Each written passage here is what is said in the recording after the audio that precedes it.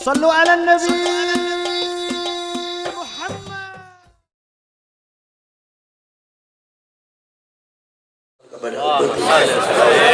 Mau tidur ingat kepada umatnya, memohon kepada Allah doa.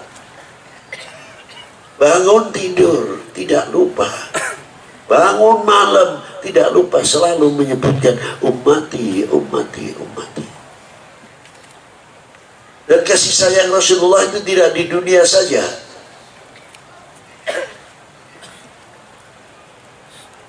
Sampai di dalam sakaratul mautnya umat, dalam merasakan rasanya sakitnya dalam sakaratul maut, Rasulullah pernah memohon kepada Allah Ta'ala, ya Allah, sesakit apapun di dalam sakaratul maut, apa yang akan terjadi pada umatku, sesakit apapun, tolong jangan sampai jatuh ke umatku, saya tanggung untuk pribadiku saja, asal umatku tidak.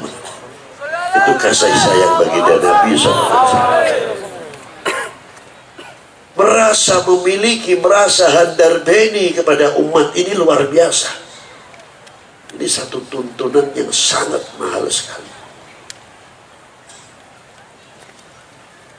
Tidak cukup dari itu. Bagaimana membina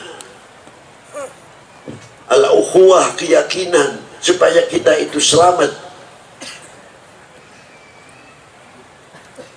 Ajaran-ajaran baginda Nabi tidak cukup hanya bentuk lahiriah saja. Artinya sholat, haji dan sebagainya, itu syara'an yang wajib untuk kita semuanya. Tapi ada ajaran bagaimana hati ini supaya bersih. Sampai Rasulullah dapat hadis qudsi, beliau dari Allah Ta'ala bersabda, kalimatu la ilaha illallah hisni, faman qalaha dakhala hisni, faman dakhala hisni amina min adabi. Kalau ini sudah, maaf jangan tersinggung, kalau kalimat tauhid ini sudah tertanam di hati kami semuanya, mengganti dari sifat-sifat ukiran-ukiran di hati yang tidak terpuji di bawah kalimat tauhid la ilaha illallah Muhammadur Rasulullah. Bisa mampu atau tidak dengan kalimat tersebut yang tertanam, terukir di dalam lubuk hati, bukan label, maaf, tanawar, bercahaya yang bisa menerangi dari hati ini ke matanya, ke telinganya, ke tutur katanya, menjadi filter setiap individu manusia yang beriman.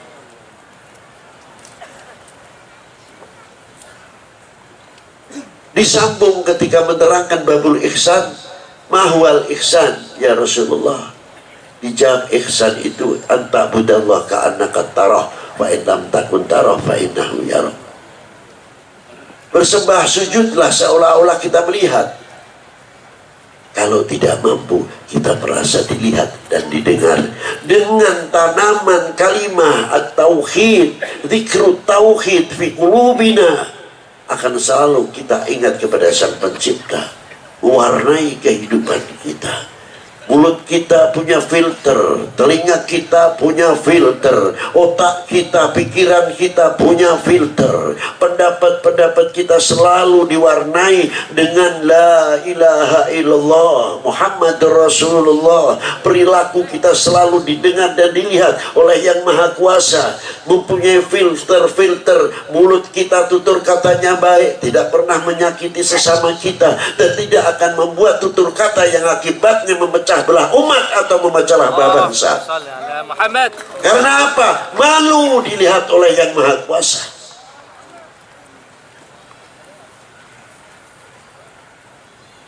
Yang kedua, filter telinga kita. Oh ini berita demikian, oh ini berita demikian, kira-kiranya akan memecah belah umat atau tidak? Akan memecah belah bangsa ini atau tidak?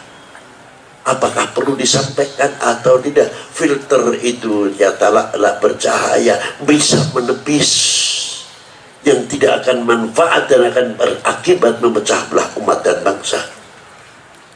Bahayanya kalau sudah tekanan politik dan lain sebagainya, tetap Indonesia kokoh yang perlu diingat dan kita pelajari dan kita waspada. Jangan sampai di Indonesia kalau sudah tidak berhasil dengan tekanan-tekanan umpamanya untuk memecah Indonesia ini, benturkan antar umat beragama. Ini yang senjata yang paling ampuh. Wahai bangsaku yang kubanggakan, relakah negerimu terpecah belah? Jawab yang keras. Baru Indonesia itu akan kuat kalau bisa begini. Ingat itu. Mata kami pun mempunyai filter, selalu berprasangka baik dan luar biasa. Pak Habib Lutfi berusaha. Maaf mungkin Pak Pangdam, Pak Kapolda. Kemarin saya di Semarang, saya mempunyai pemikiran. Apa di antara pemikiran saya mengumpulkan para ulama dan saya bicara, Yai, gimana ini? Ikuti hari TNI, mana-mana yang mengulang tahun di TNI 5 Oktober. Hari 1 Juli, Hari Bayangkara yang sebagian besar mengikuti memperingati Polri. Padahal TNI Polri itu kan lahir dari kita semua, anak bangsa, anak rakyat. Iki kapan wong tua memperingati putra putri di sing TNI Polri ini?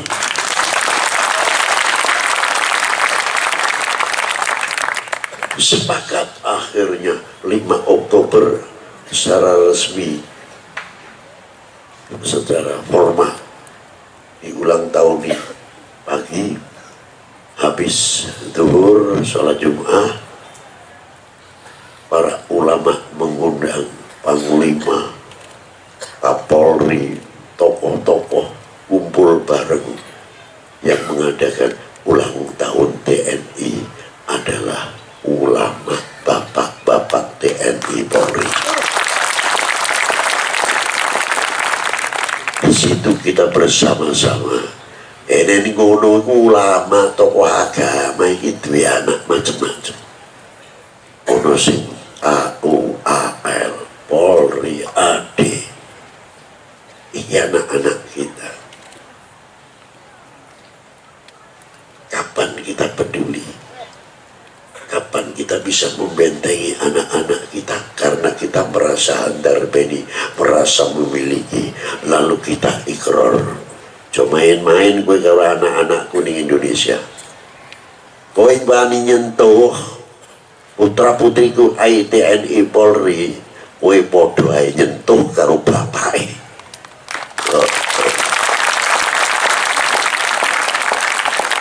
Jadi kalau kalian oknum-oknum ini berani menyentuh TNI Polri, kamu akan berhadapan dengan bapaknya. Berhadapan artinya bapak, ibunya siapa? Bapak kandung. Bangsa ini, rakyat ini benar-benar tumbuh merasa memiliki TNI Polri. Kalau sudah merasa, harus menjaga kewibawaannya. Jangan modal satu oknum satu diorbitkan, entah itu dari TNI atau Polri. Ayo terus untuk menggembosi, mengurangi kewibawaan TNI Polri. Kami selaku anaknya jelas pasti dia terima. Betul? Terima sampai nek polisi atau TNI dikoyak-koyak. Tegas. Oh, namanya jaga. Gawe contoh. Nah inilah.